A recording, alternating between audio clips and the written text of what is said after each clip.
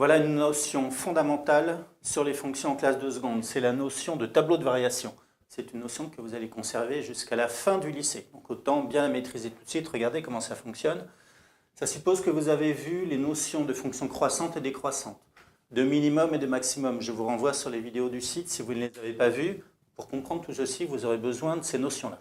Je vais regarder d'abord les tableaux de variation de la fonction f. L'idée est simplement de mettre les notions de variation, c'est-à-dire de fonctions croissantes et décroissantes, dans un tableau qui va toujours se présenter sous cette forme-là. Dans la ligne du haut, ce sont les valeurs de la variable. Ici, c'est t, parce que j'ai toujours mes courbes de température. Le temps t varie de 0 à 24 heures. Voilà. Selon l'ensemble de définitions de la fonction, vous mettez toujours ce qu'on appelle les bornes de l'intervalle, la plus petite et la plus grande valeur. Des fois, ça peut être moins l'infini selon les fonctions. Alors, on va regarder, pour la fonction f, c'est-à-dire en orange, les températures, ou plutôt les heures pour lesquelles il y a des changements de variation, c'est-à-dire si on est à un minimum local ou un maximum local. Alors, vous voyez qu'il y a un changement de variation, c'est-à-dire on passe d'une fonction décroissante à croissante en t égale 3. Je vais placer cette première valeur ici.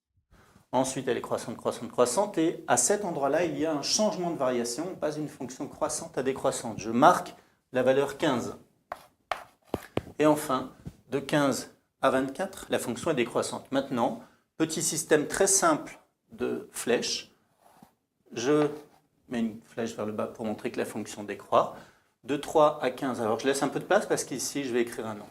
De 3 à 15, on a une fonction croissante. Et enfin, de 15 à 24, une fonction décroissante. À présent, je prends une autre couleur pour marquer les images, puisque cette fois-ci, ce que je vais écrire ici en violet, ce sont les températures, c'est-à-dire les valeurs de f de 0. Alors en 0, la température, on le voit, vaut 10 degrés ici. Donc, je vais marquer le nombre 10 à cet endroit-là. Tout ce qui va être ici, c'est en phase de f de t. Donc, ce sont les images des nombres. Lorsque nous sommes en t égale 3, la température, elle vaut 9. En 15, la température, c'est le maximum de la fonction, vaut 15. Et enfin, en 24, on est revenu à 10. Voilà un tableau de variation. C'est un tableau dans lequel nous avons les valeurs de la variable avec les valeurs intermédiaires où il y a des changements de variation. Et puis nous avons croissant, décroissant selon l'ordre des choses. Je rappelle que ce qui est en violet, ce sont les images, c'est-à-dire les températures dans mon exemple. On va très rapidement faire les variations de la fonction g. Ici, il se passe à nouveau quelque chose pour la fonction g en 3.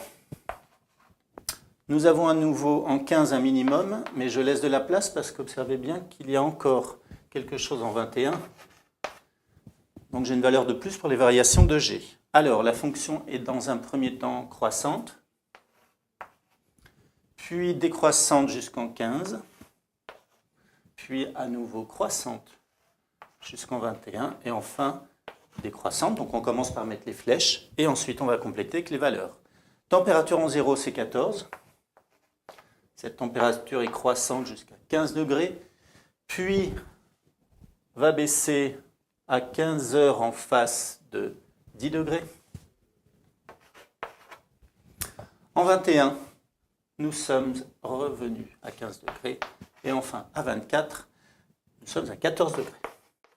Voilà les tableaux de variation de ces deux fonctions. Vous devez absolument savoir faire ça, c'est incontournable, il y en a dans tous les sujets, tous les contrôles, tous les exercices sur les fonctions, pas tous, mais une grande partie porte sur ces notions-là. Retenez bien, c'est assez simple à comprendre, entraînez-vous, faites-en plusieurs et tout ira bien.